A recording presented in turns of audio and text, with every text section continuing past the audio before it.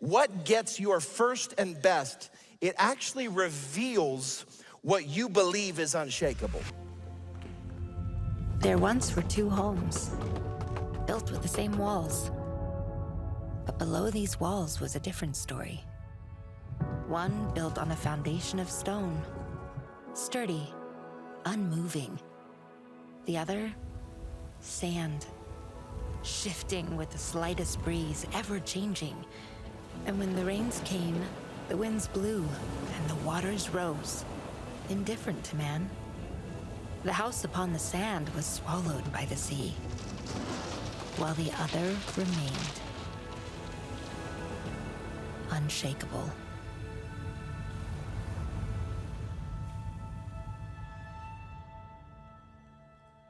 So welcome to church today, Lawrenceville campus. Help me welcome in all the other campuses across this territory. We're glad that you're with us, glad that you're joining us, glad that you survived the storms last night, which turned out to be way less scary than all the weather people made us think they were. For most of us, the worst thing was we lost some power, which means you might have had to take a cold shower this morning or no shower. If that's you, don't raise your hand. We can already smell you. It's okay, but we do love you. Welcome to church today, and welcome to this unshakable season. And if you're trying to catch up where we're going today, you can turn to page 54 where there's a spot to take some notes in this season. And if you're new to this church or new to what's going on here, we're so glad that you're here. What a great time to be jumping in. And if you want to catch up on all that we've covered so far and all that God's inviting us to, you can jump online to the Unshakable website, unshakable.12stone.com. Catch up with all the vision God's given us and where we're going and where we've been as a church. And so today, we're picking up where we left off last weekend. If you remember, we're walking through the story of Joshua in the book of Joshua in the Bible. And this is a story of God's people finally taking the promised land that God had promised them generations ago. And last weekend we ended with the Jordan River parting and God letting his people walk across the dry ground and go to the other side of the Jordan and step foot in the promised land. And today we pick up and introduce like a season of them battling over and over again, going to war to take the territory that God promised. In fact, I want you to see, because I'm visual and this stuff helps me a little bit, I want you to see sort of a map of the next 7 years of battling that God's people would do to take Canaan, to take the promised land. Top right, last week we talked about the Jordan River and God parted it, the people crossed over, and the first city that they were gonna have a battle with was the big star at the top, Jericho, and then they made their way throughout the promised land over the next 7 years, taking territory that God had promised his people. And today we're starting and we're sitting inside of the battle of Jericho. And I think it's like a real life representation of how this question we've been talking about plays out, which is, what are you building your life on? Jesus in Matthew 7 poses this question in the parable of like, man, the same house, but different foundations. And one ended up quite shaky because it built on sand. One was unshakable because it was built on the rock of Jesus. And it determines if your life is shaky or unshakable. And here's the thought that I think will seed where we're headed today. What gets your first and best reveals what you believe is unshakable. Because we're all giving our first and best energy and attention and resources and love to something. And what gets our first and best actually reveals what we believe to be unshakable. And we're gonna be in Joshua chapter 6 and 7 together today. You can turn to page 217 in your worship center Bibles if you want to. And we're gonna be looking at something of a case study here. A case study on unshakable of sometimes the things that look and appear unshakable aren't as unshakable as we thought.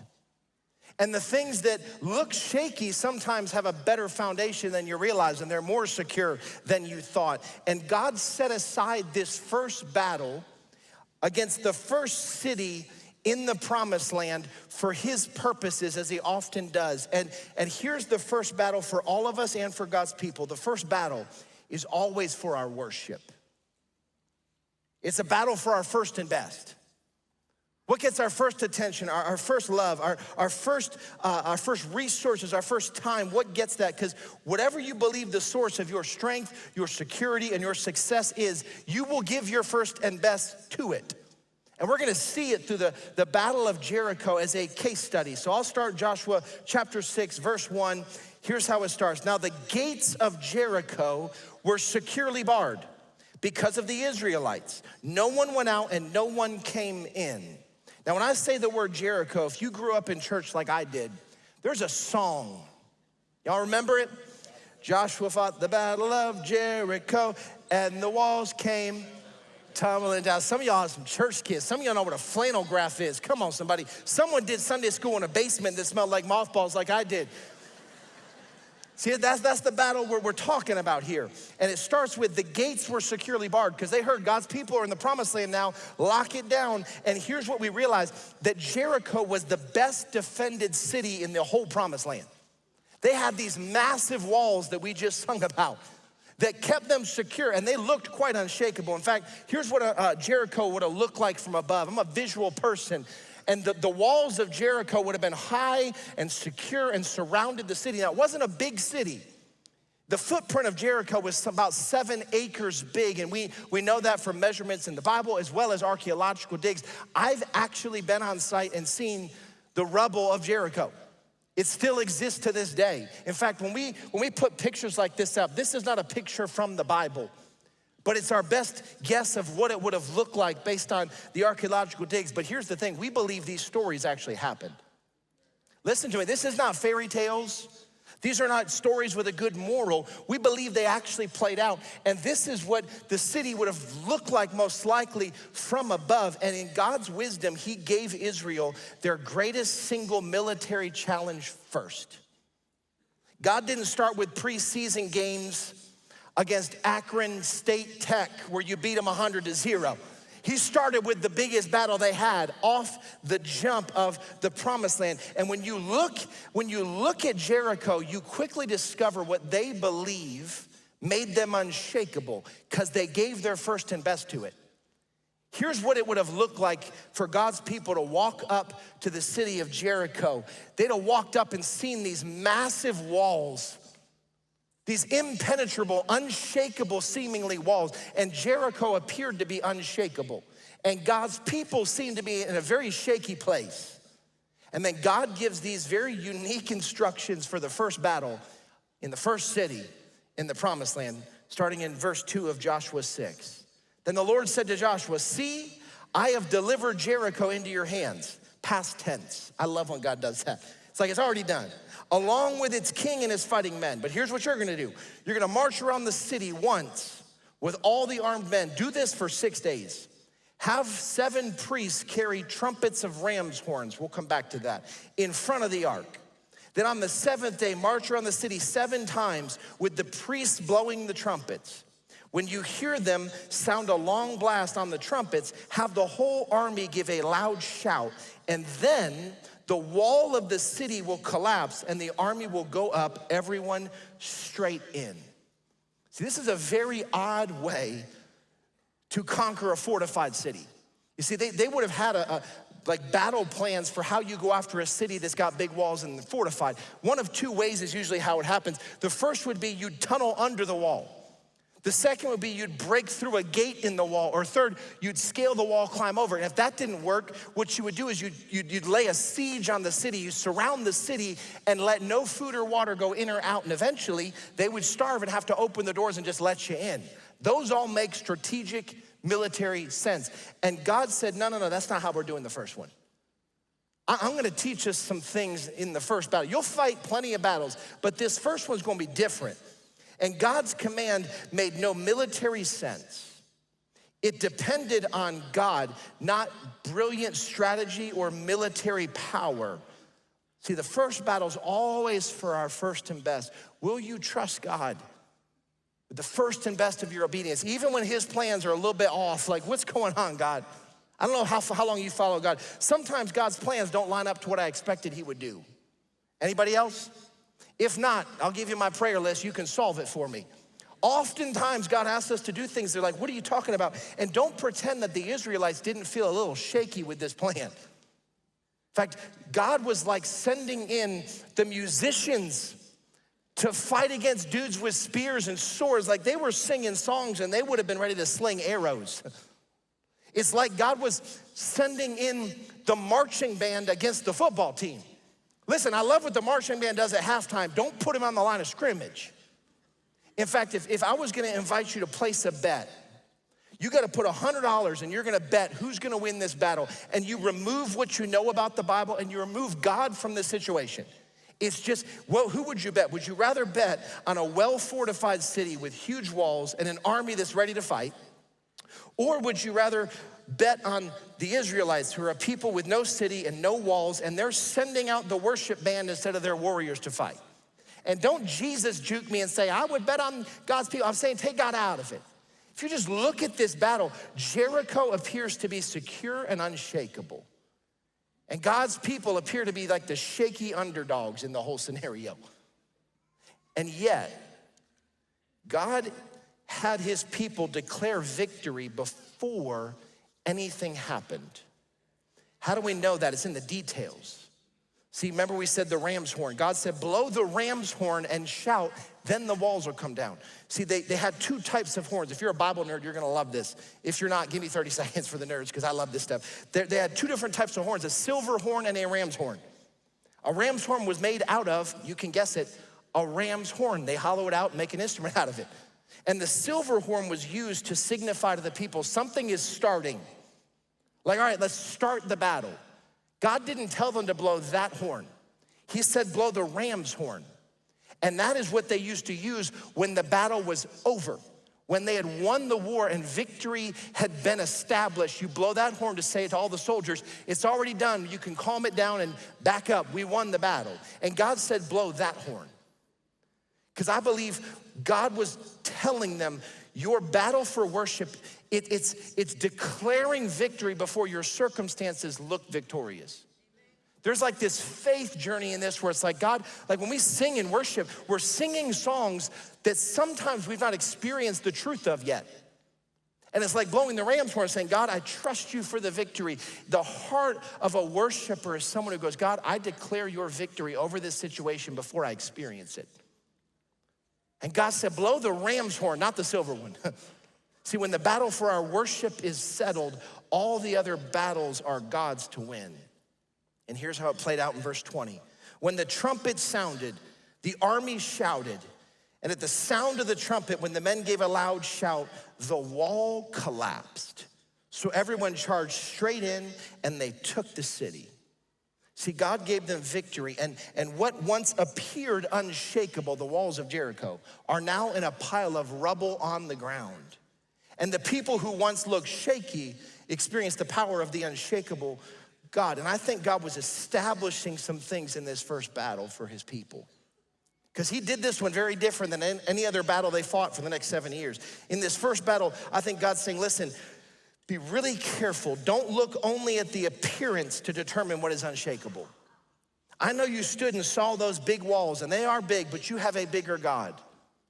I don't know what walls you're up against, but don't focus on the walls that look like they're too big for you to topple. Look at the God who is bigger than the biggest walls you can find. Secondly, he's trying to establish, listen, Israel, listen, 12Stone, God's ways are better.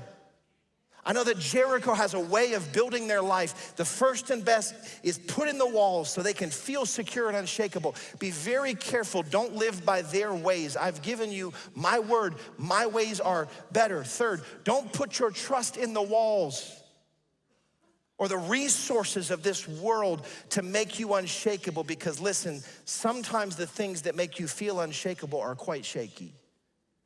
And Jericho slept great for 6 nights in a row. Think about this. Day one, here they come, get ready for battle. And here's what they do. And they're like, that was it? All right, we'll see you later. I slept great if I'm in Jericho for 6 nights until I didn't. Because they thought the walls made them unshakable, and they did not. In fact, 2 Timothy, here's how Paul talks about it in chapter 6:17. Command those who are rich in this present world not to be arrogant, nor to put their hope in wealth. And I could replace wealth with walls. Don't put your hope in it, which is so uncertain, but to put their hope in God, who richly provides us everything for our enjoyment. Paul's not saying to not have wealth or not have walls. He's saying don't put your hope in them because they're so uncertain. Listen to me, markets rise and markets fall. Anyone pay attention to the stock market this week? Don't. You'll need pills to help you sleep. It's up and down. The things of this world, the walls of this world, the wealth of this world, it is uncertain. So don't put your hope there. Put your hope in God. And God gives his people a very specific and unique command before the walls fall. Here's what he says to his people. Joshua 6, verse 19. Before the walls ever fell, he said, listen, guys, all the silver and gold, how much of it? We'll try it again. How much of the gold and silver? All of it. All the silver and gold and the articles of bronze and iron are sacred to the Lord and must go into his treasury.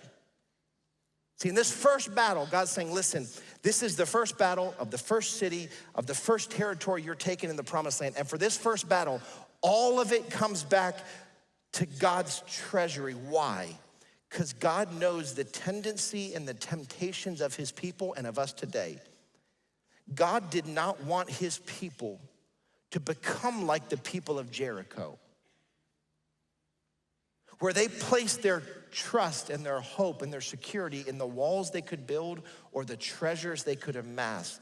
And God's saying, listen, Israel, listen, 12Stone, don't become like the very people God just helped you conquer. Because when you start to get a victory or two under your belt, you go from underdog, dependent on God, to like, I feel like I got a little something. I think I feel a little more secure in what I can pull off. And God's saying, listen, this first battle, I'm requiring your first and best because it is what helps keep your heart aligned to God and not the walls and not the stuff and not the plunder from battle. Because God knows us enough and loves us enough. He knows our tendencies and temptations, which brings us back. What gets your first and best reveals what you already believe is unshakable. And Jericho, it was obvious when you look at the pictures and look at the archaeological digs. They were proud of them walls. They put so much time and resources into the walls because that is what made them feel unshaky. Or made them feel unshakable. And here's what's true. When you give something your first and best, it shapes you and it drives you. See, when Jericho was not a big city yet, I bet they felt shaky. Then they started to give their first and best to building their walls, and they slept good for one night and felt good about it, and then they looked around and said, there's more people coming to the area. We gotta protect ourselves. Put another foot on top of the wall. Whew, I feel unshakable again. All right, give me one more foot. And it drives the way you invest your time, your energy, your resources, because you believe it's the thing that makes you secure and unshakable. So let's ask the question, what is driving you? What is orienting your life? What is governing your decisions? Is it fear? Is it security? Is it success? Is it your mortgage or your kids? Is it your retirement? Because all of us are shaped by our decisions of what truly gets our first and our best. And we discover with Jericho, an unshakable city is not determined by who has the biggest walls or the most treasure. Just like an unshakable life is not determined by who has the deepest pockets or the largest influence, who's got the biggest savings or 401k, or who has the kid in the most sports with the most trophies. It's not determined by who has the best health regimen or the most Instagram followers. Unshakable is determined by what your life is built on. And God was trying to establish that into the life of his people. And here's how the moment plays out in verse 24. Then they took the city, walls fell. Then they burned the whole city and everything in it. But they put the silver and gold and the articles of bronze and iron into the treasury of the Lord's house. See, the walls that were once perceived as unshakable and secure are now destroyed and burned, and the treasures were returned to God. Or were they? You know the story, it gets interesting. See, once they would have taken the city, they would then come back to their camp, that they would move as they sort of took new territory. The camp would be mobile, if you will. And so they'd come back to their camp and their tents, and they would return the treasure back to God's treasury, and they'd have brought it back. And we discover in the story that not everybody followed God's instructions. Not everybody gave him the first and best of the conquering season. In Joshua 7, verse 1, here's what we discover. But the Israelites were unfaithful in regard to the devoted things. Achan, this is the guy who didn't listen to directions. And then God puts his whole family on blast. Achan, son of Carmi, the son of Zimri, the son of Zerah. Now we're going like great-grandfathers here. Of the tribe of Judah, took some of the treasure, took some of them. So the Lord's anger burned against Israel. You know what's terrifying?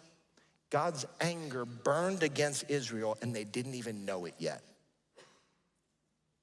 We know because as you continue to read in Joshua 7, Joshua thinks we did it, we followed God, we returned it all back to God, and he started to plan the next battle, and the next battle was over the city of Ai. And it's not AI, artificial intelligence, just Ai, the name of the city. Short name, and actually a very small city.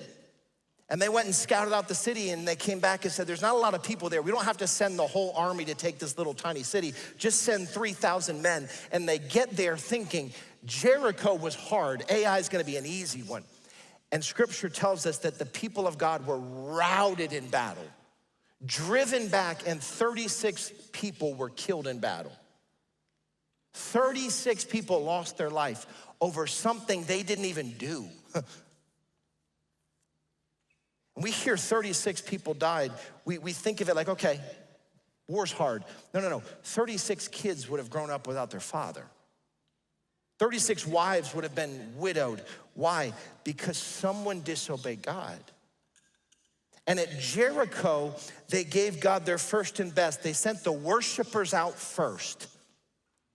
And then everyone was supposed to return back to God the thing he said, this is mine for this battle, and they didn't. See, when there's sin in the camp, it affects the whole army. And those people lost their life because Achan. And then God reveals to Joshua why they took the losses. It's because someone didn't return first and best. And they begin to narrow down, who was it? Because no one confessed. It's like your kid who took the last piece of candy. You're like, who took it? You gotta open their mouth and look at their molars, right? The chocolate's back there. You gotta discover it. God began to narrow down who took it, this tribe to this tribe, all the way down to one place. And they said, Achan, you're the guy who did this, aren't you? And here's his reply.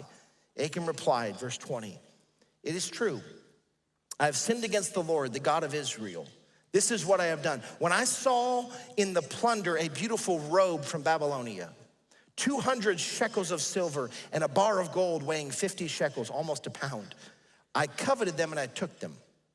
And they are hidden in the ground inside my tent with the silver underneath. See, not only did he take them, he hid them. And I want you to catch this. God did not need the treasure.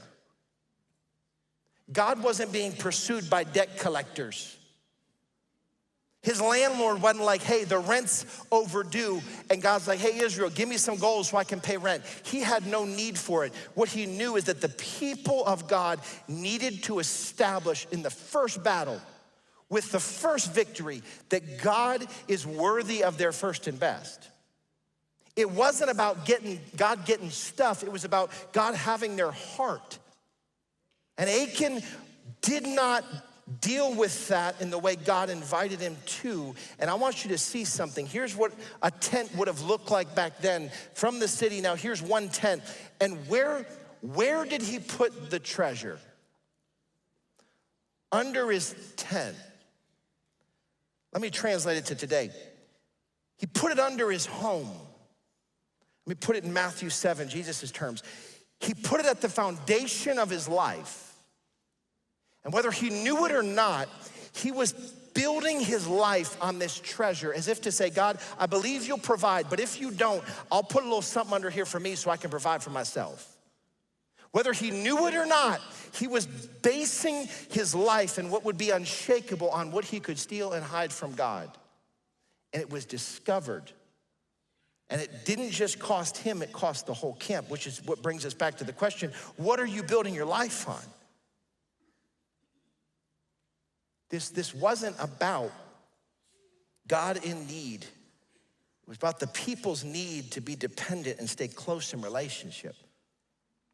Kind of like my wife and I, like when I had my birthday about a month ago, and if you know me, you know, you give me some Cheesecake Factory red velvet and a little Cheesecake Factory Godiva, and it's like, heaven sounds awesome, but this is close. And it's so sweet, you can't finish the whole thing, but here's a little pro tip. If you open both the cakes up and you go back and forth, a little red velvet, and that gets a little too sweet, then you go over to the Godiva chocolate, a little different palate, you can pound more cheesecake. You're welcome. It's free advice today. But we don't ever finish it, and so you put the cap back on, put it in the fridge, and then every night we'll have a bite or two, Amber and I, and we just go, oh, it's so good, thank the Lord, it's so good. And then it starts to get down to the last little bit of the cake. So we got a decision to make. I'm not gonna steal it from my wife, but I have been known to hide it back in the back corner of the fridge behind the pickles that we don't use every day. So when she goes looking, she goes, well, I guess it's gone. Then later that night, she's like, do I smell red velvet on your breath? I thought it was gone. And I go, it was in the fridge, babe. You just didn't see it. I hid it from her. It's not about the cake. It's about the relationship. And my wife looks at me and goes, is that how we're gonna play? All right. Here's the problem. Ladies, you have a secret ability. I can't find anything. My wife knows where everything is. It's a dangerous game to play with your wife. Warning. See, God did not need the treasure. Achan needed to give it. And here's what's astounding. This arrested me this week as I sat in the story. Achan wasn't the only person who would have handled the treasure. Thousands of people would have handled the same treasures that he did. Because when they took Jericho, God didn't magically, miraculously levitate treasure over the desert sand back to their camp and into his treasury. The people would have had to go in and carry it back. And thousands of people would have had to pick up the treasure and take the walk. And I think this is the same walk God invites us to take today. God delivered the victory, delivered the city, delivered the territory, and then put the treasure in their hands. And they had a quiet walk back where they were settling in their soul. Am I gonna return to God the first and best of the victory he just gave us in this promised land? Or am I gonna be like Achan and go buried under my tent and hide it? Don't tell me that Achan was the only one who thought about it. I believe there might have been 5% of Israel that were Boy Scouts that it never crossed their mind. They're just so honest and good. I wouldn't have been in that group. I think 95% of Israel would have looked down and been like, God, are you gonna miss just this one little gold bar? If I just stick this silver in my back, are you really gonna miss this little piece of it, God? Surely you wouldn't miss that. But here's what's wild. All of Israel took their walk, carried the treasure back and put it in the treasury of God, and only Achan held back and didn't acknowledge it. And he decided to keep the first and best for himself. Listen to me. God gives all of us things to carry that we are supposed to bring back and return to him. And Achan is the one who made this a financial decision. God saw it as a worship and discipleship decision. Achan's the one who made this gross, not God. God was like, put it all back in the treasury. It's not even about the stuff, it's about your heart. And Achan flipped it and made it a financial decision. See, I want you to see, I want to introduce you actually to a student from 12Stone. His name's Tommy Burkle, and he's a junior in high school at our Buford campus. And God recently took him on his walk, where he had to wrestle down, God, what is gonna get first and best in my life? And the story was so fresh and happening so currently that I just told Travis, we don't have time to get a whole video thing together. Just FaceTime the kid and just let us sit in on your FaceTime conversation. So I want you to hear the journey of Tommy and how God helped him take his walk in first and best. Enjoy.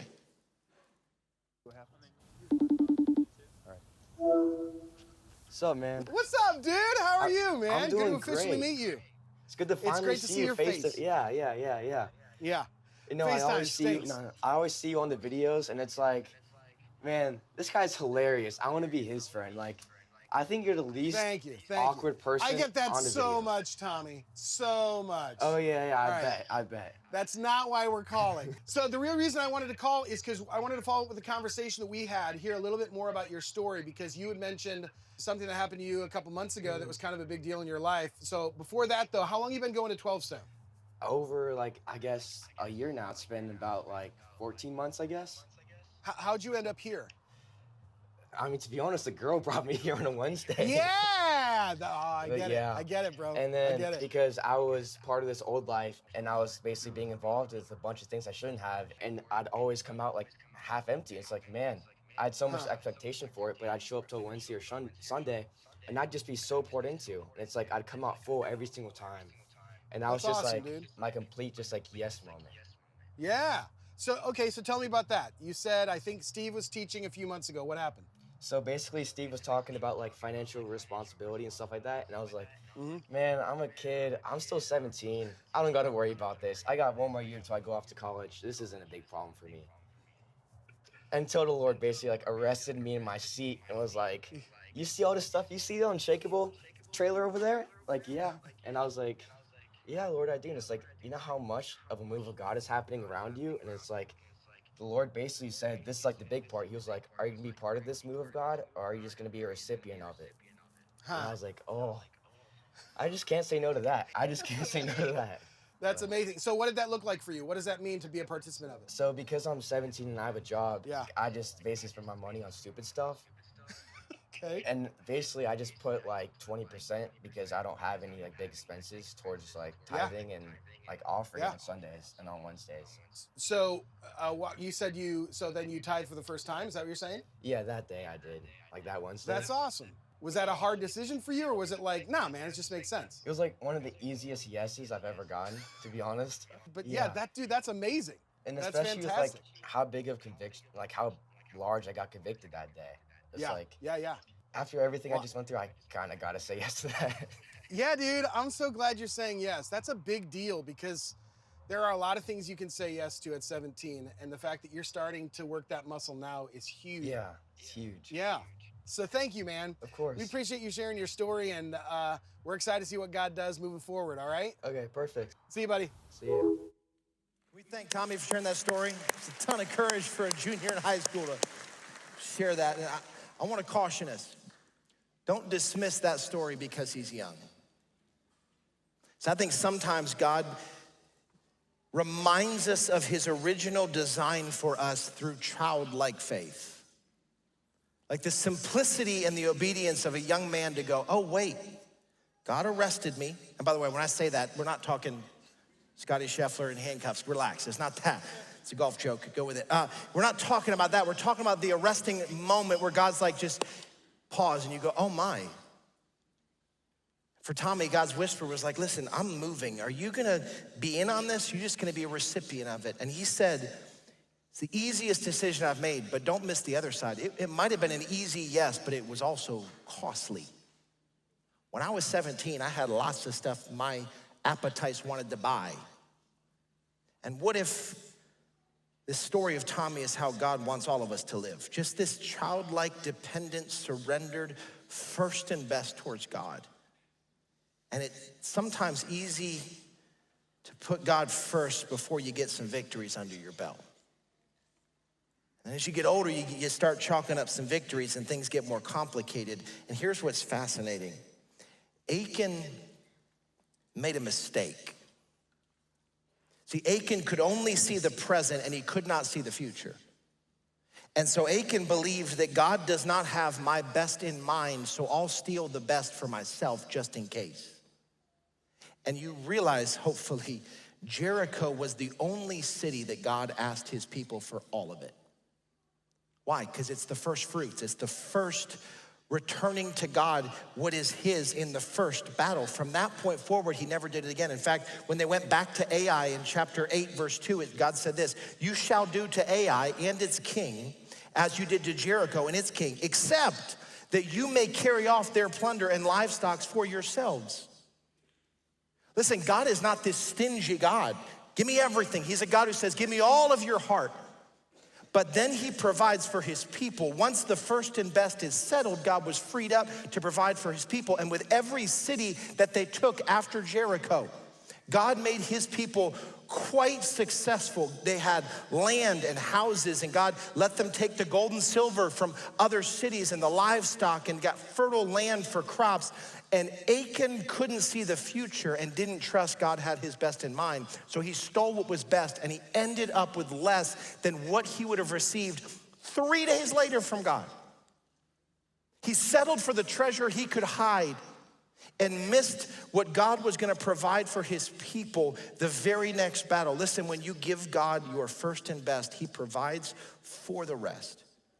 And the people who trusted God and they took their walk and they returned to God their first and best. When Joshua and God started looking over the camp going, all right, who's the one who stole from this? Who's the one who didn't honor? The people who honored God first were so relaxed. They slept like babies because they knew they had taken care of what God asked of them, and they had this beautiful peace. But for Achan, there was nowhere to run and hide from what he hid under his tent. And I'm well aware that in this season, we're setting the future trajectory of how we're gonna take territory as a church. And we are asking everybody to get honest about what is under their tent. What are we really building our lives on? And what needs to get cleaned up? And just like it wasn't in God's mind, it's not a money decision, it's a first and best worship decision. And here's what we actually discover in this story. There was not just one battle in this story, there was two. There was the outward battle we just read about with Jericho, the walls, that whole deal. That's the first battle. But there's a second battle, what goes on in here. Maybe this is the easiest way. Here's the two questions. The first question's for the outward battle. Will you trust God for the victory? God told Israel, send the band out first and walk it and then blow the trumpet and shout, and I'll give you the victory, but you have to trust me for the victory. In other words, you have to trust God's ways are better, that he will deliver victory. Let's make it practical. Things like this, if you're single and you're dating, are you trusting that God's ways of dating are better than all the people around you's views of dating? Listen, I know everyone that you're in relationship with that don't follow Jesus, they approach this very differently. Do you trust that God's ways are better? Will you trust him for the victory, that what you hope to get in a relationship, God has a better way of delivering it than the way you might see the world do it? How do you do business? Do you trust God's ways? Do you serve? Are you generous? Do you love people, or is it selfish and all about you? How do you build marriage? Listen, I know that it might look like everyone around you is doing the Jericho way of living, and God's asking you to be, it feels so weird. God's asking you to send the band out and sing when everyone else is doing battle differently. Do we trust God's ways? Will you trust God for the victory? And here's how David summed it up in Psalm 20. Now this I know, the Lord gives victory to his anointed. He answers him from his heavenly sanctuary with the victorious power of his right hand. And now listen, the people around you, they might trust in chariots and some in horses. Let's put it in our world. Some might trust in walls and others in wealth. But we trust in the name of the Lord our God. And they are brought to their knees and fall, quite shaky. But we rise up and stand firm, unshakable. Listen, the world can trust whatever it wants, but if we follow Jesus, we have to know this. Your eyes deceive you. The walls of Jericho looked unshakable, but ended up in rubble. Trust God for the victory. Here's where the battle moves from out there to in here. Once God delivers the victory that you were praying and asking for, then will you trust God with the victory? Sometimes it's easy when you feel like the underdog to trust God for the victory. And then once he delivers, we start to drift to these places of like, I take the walk after the victory and God's delivered. Do I actually put him first and best still? And we all have this proclivity, this bent, that once God gives you victory, over time we drift and we once followed the God who toppled the walls.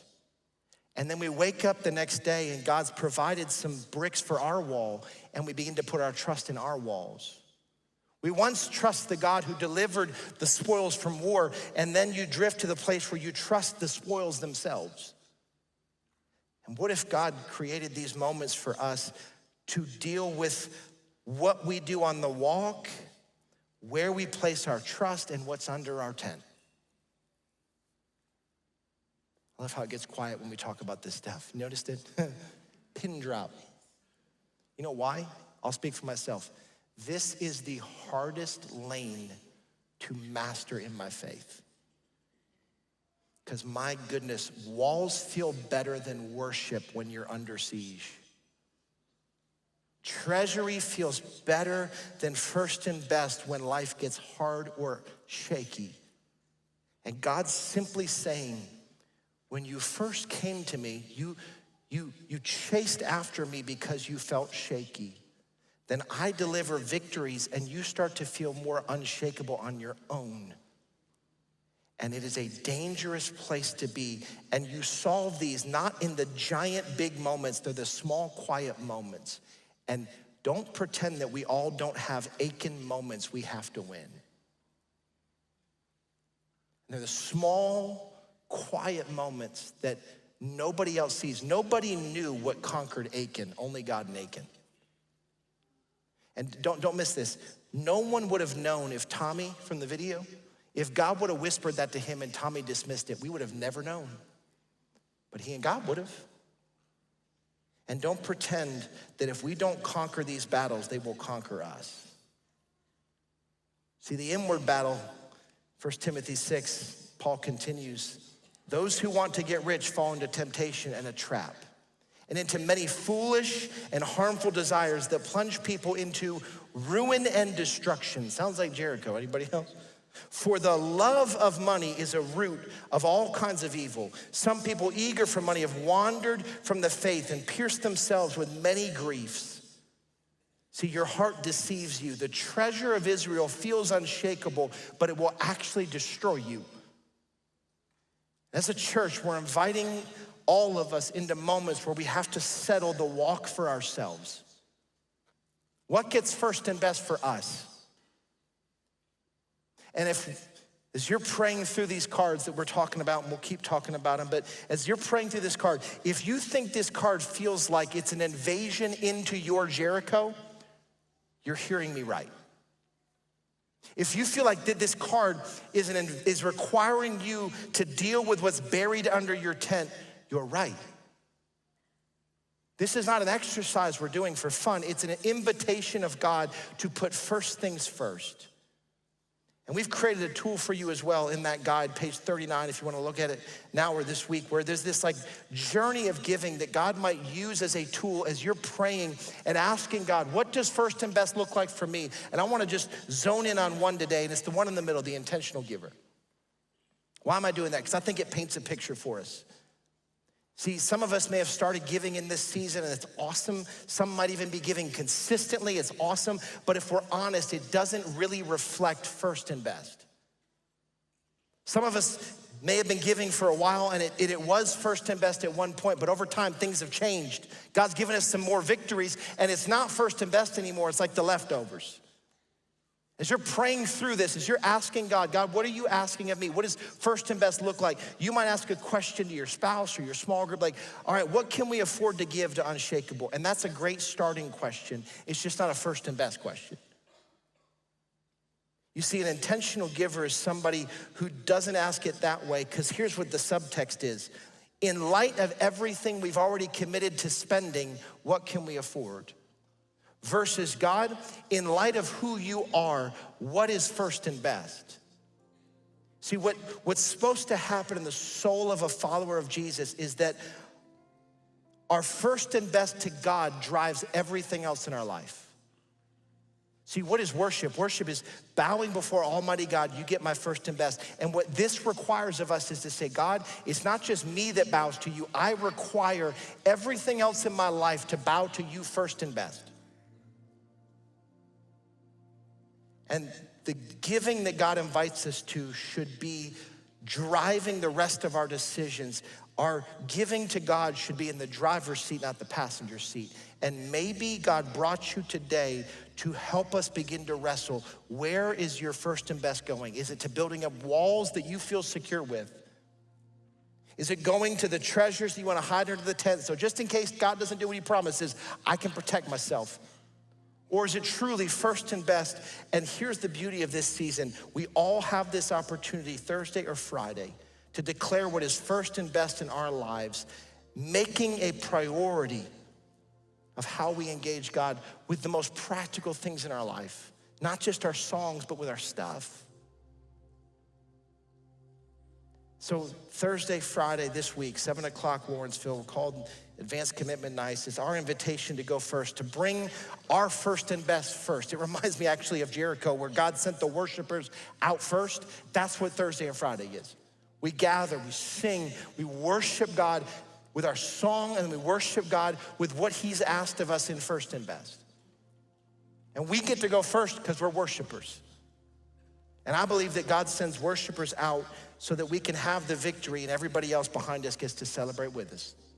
So here's what I want to do before I pray over us. I want to do something that's sacred but feels tactical, but go with me. Take your phone out, open your calendar app. See, first and best is not just a financial thing, it's our whole life. And I want to lead us in a first and best calendar moment. There's two ways to approach this week. The first is, let me see how my week plays out and I'll try to make time Thursday or Friday, pick one. Or you say, God, I'm putting you first and best, and that goes in first. That's the big rock. Open up Thursday or Friday, whatever night works better for you, and just put a calendar invite. Doors open at 6:30, we start at 7, should be done by 8:30, and then we'll have some time to hang. Put like an appointment on your calendar like you would something else important. Why? Because God should get our first and best of our calendar and our time as well. And you put it in, and then you put a reminder. Some of y'all, you know which one you need. Some are like, give me an hour reminder, I'm good. Some are like, it better go off 2 days early. I get you. Put the reminder in. And we're deciding today, we're going first as a church. As you're finishing that, I want to pray over us. And I want to invite you to pray with me, and then our pastors will step up. So God, first of all, thank you that you are the provider. You're the one who knocks the walls down. You're the one who provides for all our needs. Jesus, you're the one who went first. While we were yet sinners, you laid your life down to bring us home again. So God, in light of who you are, God, would you in your kindness speak to your people? This week, as we're literally bringing this card before you and saying, God, how would you help me to align my life to you? As you're asking, God, what does first and best look like for me? Maybe we've drifted. Spirit of God, would you speak so clearly as you've done so many stories of people in your kindness giving husbands and wives like the same direction, the same number. Would you be that clear and continue to be? God, would you reveal the places where we're trusting in walls or the ways of this world instead of you? Equally, God, would you reveal the places that we've got stuff hidden under the tent? And you don't need our stuff, but God, we need to give it because it's unshakable when we're built on you. So God, help us deal with those places. This is risky, but I'll invite you to do it just under your breath. Just give God permission. You might not want to. Say, God, reveal the places I'm trusting in, the ways or the walls. Just tell him, and I think he'll speak. And invite him under your tent. You gave Achan time. He could have confessed before they went to battle and they lost soldiers. This is our time. Just invite him. Say, God, if there's anything under the tent, let me know. So, Father, would our pursuit in this season direct our lives to the priorities and values and order of your kingdom, that you are worthy of our first and best. First and best of our time, our resources, our affection, our love. So God, would you help us? Would you speak to us? Would we say yes? And would we see walls fall? The life of this church and the life of these individuals, and would we be different on the other side of this? In Jesus' name we pray. And all God's people said, amen and amen.